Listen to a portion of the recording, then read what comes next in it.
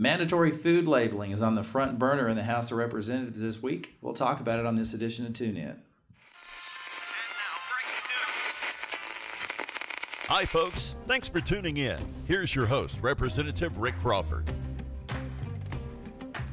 And we are back for another edition of Tune In. I am your host and your representative, Rick Crawford. Glad you could be with us today.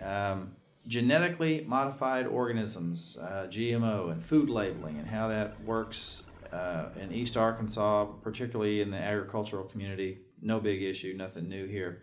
But it has sort of amped up a little bit, and it really kind of plays into the debate about access to safe, healthy food across the country and certainly across the world. And believe it or not, as productive as we are in East Arkansas and the Delta region, some of the most productive farmland in the world, no doubt, we still have some access problems. In fact, we could use the term food desert. According to Darius Toney, a member of the Arkansas Hunger Relief Alliance, his hometown of Hughes in St. Francis County used to have a grocery store, but after it burned down, people were then forced to have to drive to West Memphis or Forest City, both of which are about 35 to 40 miles away. So access becomes a problem. So other rural areas have access to healthy food, but it can be expensive. In these high-risk rural areas, which in our district in Arkansas include about half of the Ozark counties, and more than 2/3 of the Delta counties, are sometimes referred to as food deserts. Take a listen.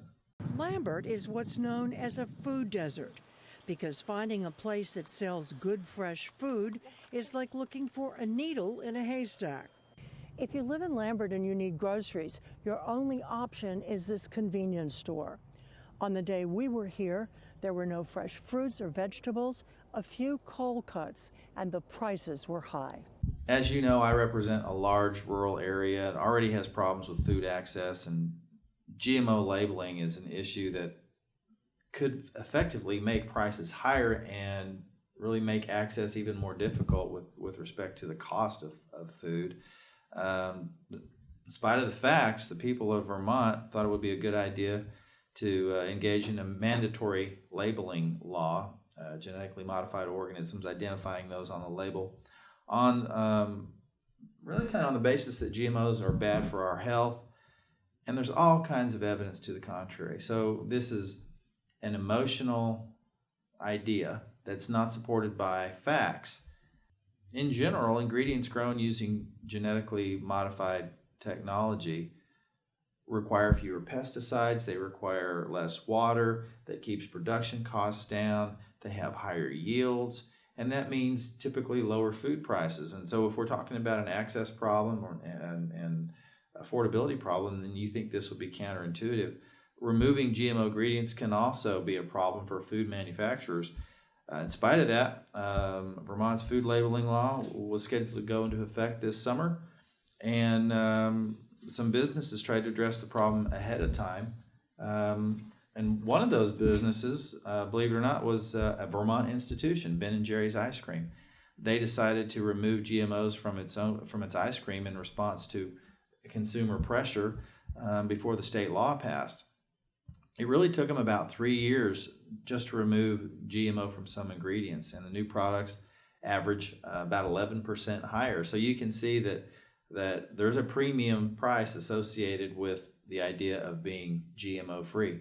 The problem is 70 to 80% of the food we eat in the United States, both at home and when we eat out, contain some ingredients that have been genetically modified. And as I said, for folks who are willing to pay a premium, more power to you, that's fine. But for others, it's not. And that's why last year the House passed a law that allowed GMO labeling to be voluntary. Take a listen. A recent study shows that the proposed state GE labeling laws could raise the average family's cost of their food bill by roughly $500 per year. To ensure that the families in Kansas and all across the country have access to nutritious and affordable food, H.R. 1599 accomplishes three primary objectives. First, we ensure that every new GE plant destined to enter the food supply goes in for FDA review. Second, we prevent what would be the creation of an unworkable patchwork state by state or even county by county or city by city mandatory GE labeling laws.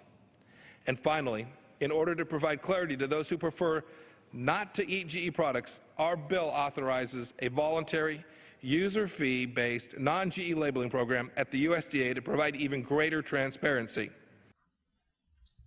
Despite that legislation, complying with one set of rules in Vermont and another across the rest of the country was going to actually be more expensive, and a lot of producers have begun labeling all on their own just for the sake of ease and clarity.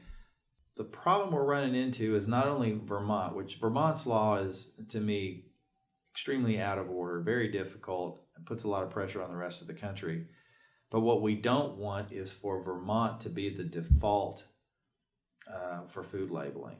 So as I typically, and you know this, I've said it many times, I typically would like to defer to states on regulatory things of this nature. But when we have a patchwork quilt of regulations regarding the labeling of food, that's problematic. And so this is a time when we probably need to sort of standardize that labeling requirement across the country. Not real crazy about the idea, but I'm less crazy about the idea of Vermont setting a standard, and then we have 50 states with 50 different label requirements. Ironically, this whole GMO labeling furor has caused some people to engage in some really ridiculous ideas.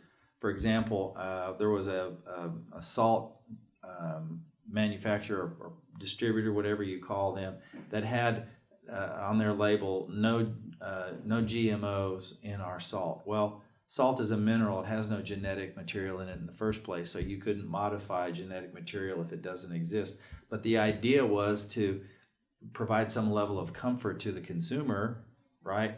I think the real idea was to charge more because there was a premium associated with GMO-free salt. And this is the idea that I'm trying to point out, is that this is not based in real science. It's based in emotion, and I think we can do better. But in this case, this is an instance where we have to kind of mitigate the damage here and try to standardize it for the sake of trying to keep costs low. There's a catch. If the states are going to go ahead and begin making their own laws anyway, it just makes sense to have that national standard, one that I don't necessarily like, but it simplifies the rules and helps us to keep costs for food as low as possible. And that's what it really should be all about. So wanted to bring you up to speed on that. And we'll keep you posted as things develop on that, as always. That's going to do it for Tune In this week. Here's a quick look at our vote check. Until next time, have a good one.